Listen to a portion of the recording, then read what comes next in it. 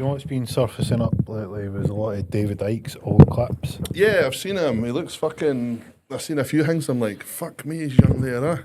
He started this fucking shit off fucking years ago. What's fascinating is, like, over the passage of time, how right he's been. Aye. What did he do originally? Footballer. Aye, I thought it was. So he Couldn't was a remember. footballer, and then he was a broadcaster. I can't remember which one he done. He was a broadcaster.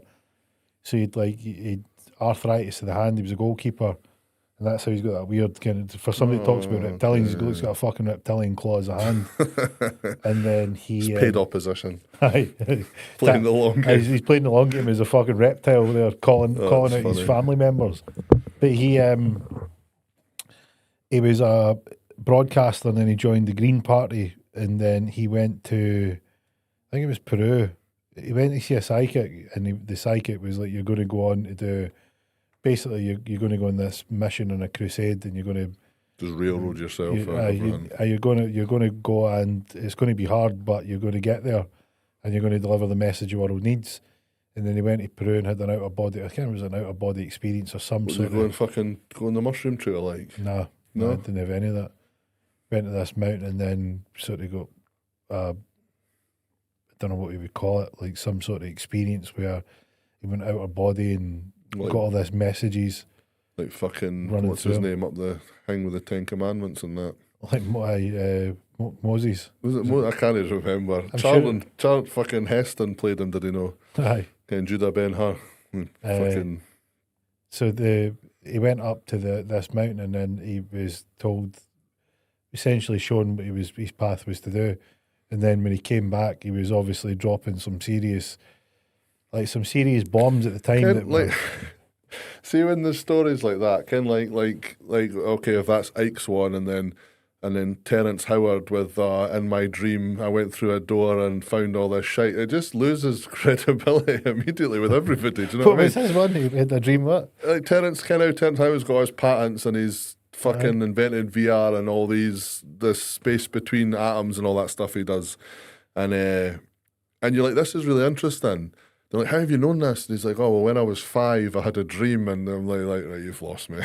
Like, again, like, oh, how do you know this stuff, David? Well, I went up a mountain and then That was the way it fucking- unravelled for him. It was when he started saying that there was shape-shifting reptiles that were the elite ruling the world, and they were essentially the cabal that were unseen, and they were reptiles, and that the royal family were all reptilians, and that's where he really got, like, it was on Terry Wogan's show, and he was like a laughing stock, and he's like, people are laughing at you, and it was where he really got a bit of stick, and people were shouting him down the street that he was a nutter, and aye. he was putting on events, and he was like, I could have spoke with the amount of people that showed up, I could have held the event in a telephone box and there'd have still been room. And then it was I think it was the year 2000 that Wogan had gotten back on, so maybe 8 or 9 years after the initial interview. Yeah. And then there was some stuff that Ike had said at the time that came true. And Ike was like, well, look, Wogan, like, now we're here. Aye. And look what's happened.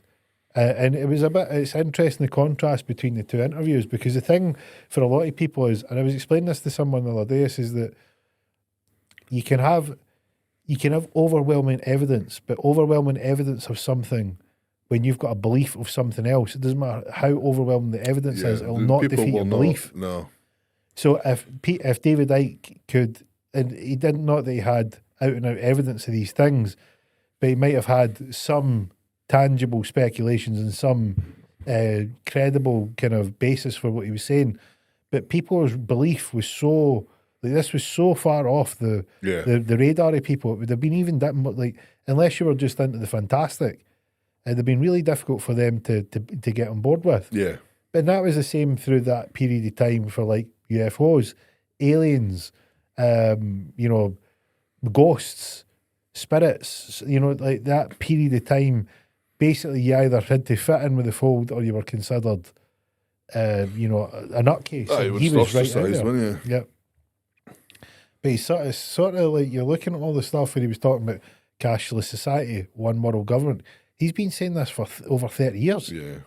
And he's like, this is how, and he basically said he's not changed his tune from the early 90s through to today, and he's basically saying it's all a game. The thing that he said, which boggled my mind, because he even said it in that initial Wogan interview, was he said that the world was run by essentially satanic sort of overlords, and they were feeding the energy of Lucifer. Lucifer gets more powerful the more there is this negative energy. So the more of that negative energy that can be swirled about. And he says, if you take people that were, you could solve the world's poverty, you could solve the world's famine, we could do all these things, we could be tolerant, we could be loving, we could be compassionate. He says, but we're not tolerant, loving, compassionate. What we are is like greedy and selfish. And he says, just on an energy front, he says, look at what's swirling about. And he says, these people that are part of these groups have an allegiance to this swirling energy that's creating that it becomes more powerful.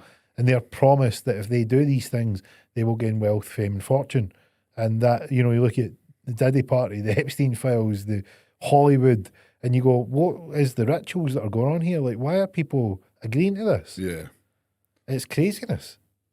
And you see, like Diddy, I mean, like that whole sham now, that everything was just removed and everything disappeared off the face of the planet. That's craziness. Yeah. It's a fucking weird one, isn't it?